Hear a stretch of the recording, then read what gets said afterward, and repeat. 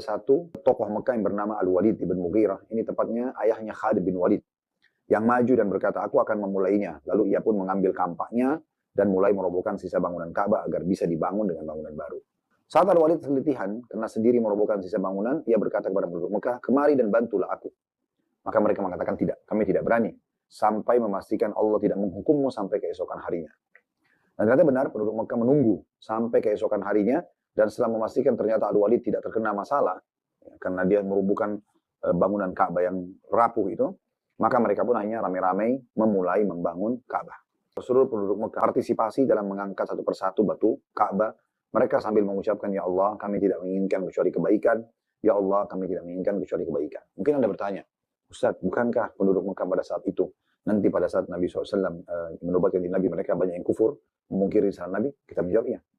Tapi mereka adalah orang-orang yang beriman kepada Allah. Mereka mengikuti ajaran Nabi Ibrahim, cuma mereka berbuat kesyirikan. Mereka yakin Ka'bah itu rumahnya Allah, mereka yakin Allah yang menciptakan langit dan bumi, sebagaimana Allah berfirman dalam Al-Quran, wa idza sa'altum man khalaqas samawati wal arda la yakun Allah. Kalau engkau tanya, hai Muhammad, kepada mereka, orang-orang Quraisy, siapa yang membangun, siapa yang menciptakan langit dan bumi, mereka akan mengatakan Allah. Ya. Jadi mereka tahu. Lalu kalau ditanya, kata Nabi Allah SWT mengatakan kepada Nabi Muhammad SAW, tanya mereka, kenapa mereka sembah berhala-berhala itu? Allah menceritakan dalam Al-Quran, jawaban lisan mereka, ma na'buduhum illa liyuqarribuna ilallahi zulfa.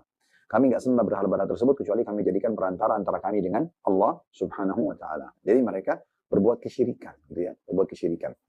Nah, dari kisah ini sebenarnya ada pelajaran yang bisa kita ambil, ya, bagaimana penduduk Mekah mengenal Allah Subhanahu wa Ta'ala. Ya, jadi Abu Lahab, Abu Jahal itu tahu Allah, gitu kan. Tapi subhanallah, mereka kena fitnah dan godaan syaitan sehingga mereka berbuat kesyirikan.